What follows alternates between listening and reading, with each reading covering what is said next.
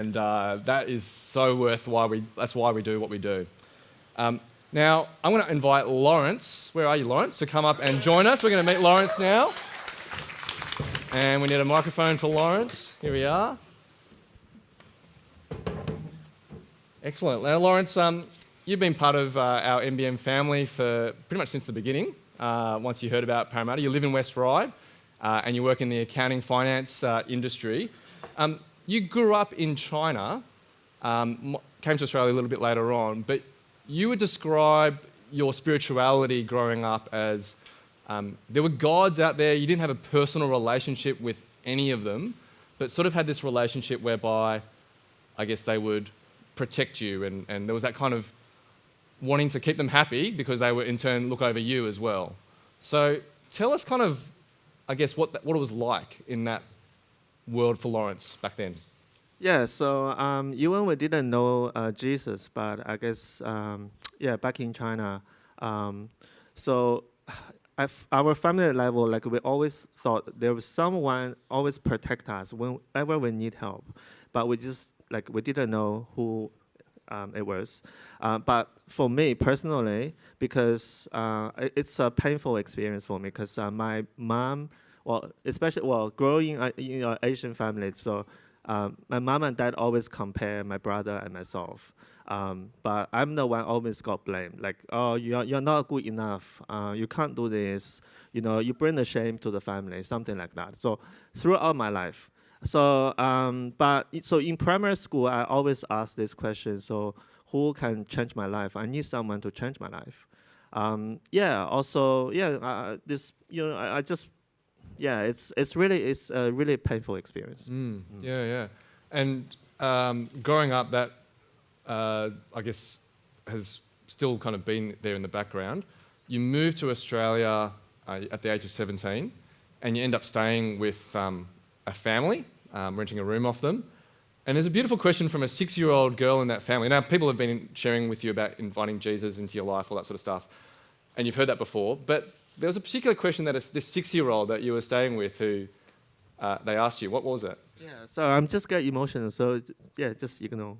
So I guess this 6 years old, there's so many adults actually approach to me and say, brought me to church, but I just feel like, they just want to get something from me.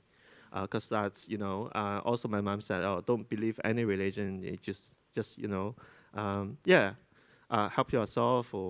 But this 6-year-old, this little girl just asked me a question, very, very simple. So, she just said, why don't you go to church? And in that process, she started to explain Jesus and really what was significant about him. This is out of the mouth of a 6-year-old girl. And, people like 6-year-olds like they were at July Holiday Club, really. And, here she is explaining who Jesus is to you. Yeah, but I didn't understand what she said. But I think so after she explained to me, I feel like I was 5 years old. So she's 6, I was 5. Because I'm longing for help. I just said, what should I do? What should I do? And she just said, because I think a 6-year-old, I mean, what does she want from me? Nothing. It just unlike the adults who have been asking you before. Yeah. It's just for my own benefit. That's how I want to, believe her. And then she just said, you just say everything you want to say, and then at the end, you make sure you say in the name of Jesus. That's all. So I did that for a year, but I still didn't go to church. Yep. Okay. So you're starting to sort of check out things. Other people are inviting you along to church, and you actually meet someone who you exchange numbers, said, come along to church.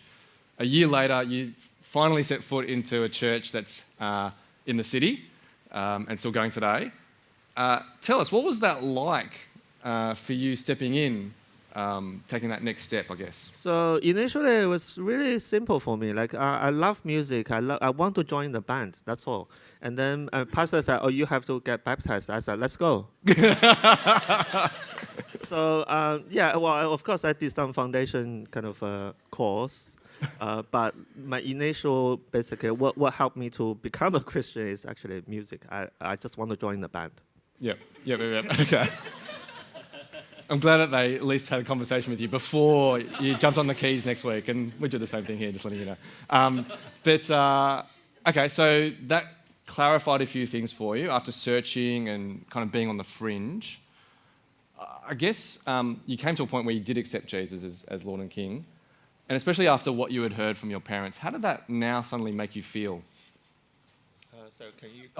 With regards to your parents saying, don't trust anyone, right. Here you are basically trusting Jesus with your life. You've come to that decision point.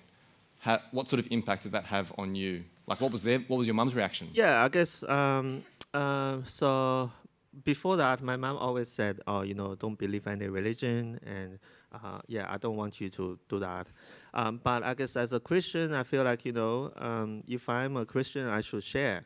So the first group of people I really want to share is with my family. I always remind myself, you shouldn't be ashamed of what you believe. So I just pray about it and then just call them over the phone. I just said to my mom, look, I'm become a Christian. And then her response actually is, oh, become a Christian. Oh, it's good. Then maybe you should go to church and, just keep going with that. I'm not sure why, but I guess God actually worked in that. So, which is, great. But by the way, I constantly share with my parents over the phone. Actually, nothing about, who Jesus is. I just share simple things because I know, it's far away from me and it's very difficult for them to understand. But I just share, what I did with church people, how they helped me and stuff like that. And then one day they just said, oh, we want to go to church as well. So I found a church in China, and they went to church, they got baptized as well. Oh, wow. Yeah, that's wonderful. There you go. Another indication of just how powerful the good news of Jesus is. Now, I said before at the start, you had some statues, some gods kind of around the home. Now that you've become a Christian, what happened, with that kind of physical reminder that's there in front of you day after day? Yeah, I think before, even I got baptized, for the first 2 years, I was not sure which God is bigger. So I got all the statues and stuff, so I just kind of, it made me scared if I, threw them away. So I still kept them for about, 2 years. But I think as more I understand Jesus, who he is, and so I said to myself, I just have to, make a decision of get rid of all these these gods and to believe him. Yeah, wow, that's awesome.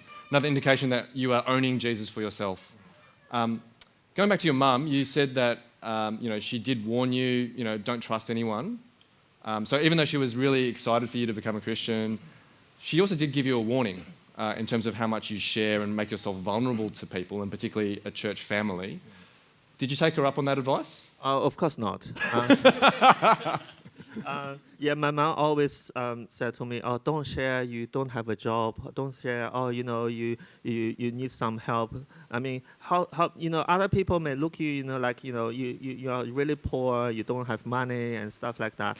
I said to my mom, I said, if you don't share with church people or in your group, how do they know? How do they pray for you? I think it's very important. And also, I want to show my weaknesses to other people because I believe the more I show my weakness to other people, the more glory God actually can get later on. Because when He rescued me from that situation, it definitely glorify God. So I guess I want to share this verse with everyone. So that's in Corinthians 2. It says, chapter 12, verse 9.